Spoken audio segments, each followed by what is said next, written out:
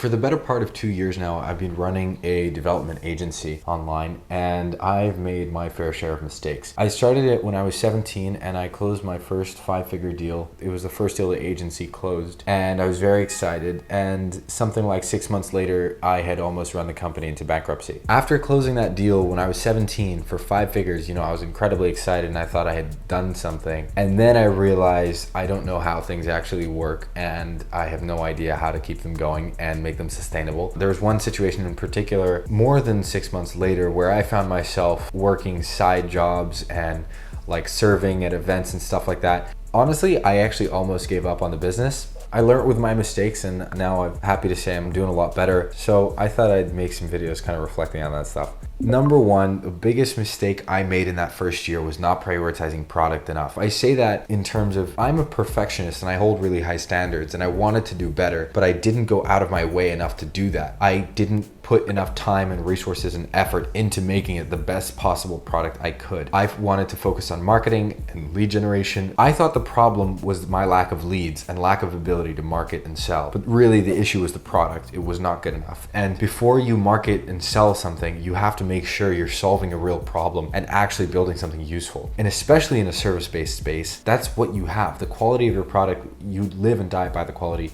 of your service, the quality of your ability to fulfill. And I did a really, really bad job of that. And that leads me nicely into my second point. The reason why generally I struggled to make my service as good as I wanted it to be was because I did not properly vet talent. I had no idea what I was doing trying to recruit people. I basically just found cheap contractors, worked with them, and what ended up happening was I had to pay them. I'd find out things weren't working, and then I'd have to jump in, develop myself. So now I've wasted money, had to spend my own time anyway, which is what I was trying to save, and then the project is delayed as well because I'm fixing projects after kind of they're meant to be due and they're not working as expected. Complete disaster. I'm definitely not saying you have to pay the most expensive person in the market, but make sure you vet people, and if somebody's really good and they're slightly more expensive, that's worth it. The third biggest mistake that I made was not understanding feast and famine cycles. Now, I specifically operate a development agency. If you run a different kind of agency or a different kind of business where your revenue is very sticky, that means on a monthly basis, your revenue stays relatively similar. Now, for an agency like mine, one of the biggest challenges we often face is revenue can come in spikes and then it can go down, and then it's not always predictable. The best story I have to illustrate this point was exactly when I started that agency. I closed that first deal. I closed the second one soon after, and things were coming in and I was feeling great about it. And I thought, this is amazing. I went traveling, I went for conferences specifically. What I didn't realize was that money had to last me a longer period of time. I basically assumed that deals would keep coming in, and I didn't understand there are also cycles of famine. I think it's one of the most important ideas to acknowledge is that you will have cycles of feast and cycles of famine, and you must account for those. Fourth biggest mistake, not understanding the slightest thing about lead generation.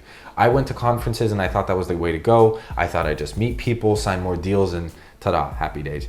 I had not the first idea about what lead generation actually encompasses, the way you have to know about the avatar, who are you selling to, what are you looking for, what problems are you solving. I had no idea about any of that stuff. There's this one particular conference that I went to in New York, and it's one of the largest conferences in tech, and I wanted to go there and do lead generation, but I had not the slightest clue about what I was actually going to do. What I ended up doing was I showed up, I met some people, I made some friends, and I just hung out with them. And I didn't actually do any targeted lead generation. I didn't look for a particular type of person. I had no clue what I was looking for. I just asked people, if they were looking for development services sometimes, and if they said no, I just disqualified them as leads. That was a really big mistake. The hard part about this is I think if I was telling this to my 17-year-old self, and it's definitely something you should try and learn earlier on rather than later when you realize that you have no leads and you don't know how to do it. The fifth mistake, and I would say this is probably one of the biggest, but I wasn't focused enough on building my relationships with my clients. In some way, I thought I had to treat my clients